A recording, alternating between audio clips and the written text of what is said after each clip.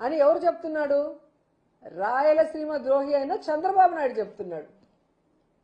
ఈరోజు రేవంత్ రెడ్డి పబ్లిక్గా అసెంబ్లీలో చెప్పాడు, ఈరోజు రాయలసీమ లిఫ్ట్ ఇరిగేషన్ని నేను చెప్తే చంద్రబాబు నాయుడు ఆపేశాడు. ఎందుకు రేవంత్కి భయపడుతున్నావు?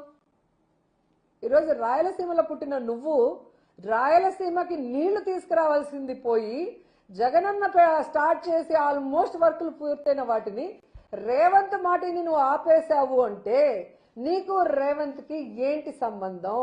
మీ ఇద్దరి మధ్యలో ఏం జరుగుతుంది? అంటే నీ ఆస్తుల గురించి రాయలసీమ రైతుల భవిష్యత్తు, ప్రజల భవిష్యత్తు రేవంత్ దగ్గర తాకట్టు పెట్టావా?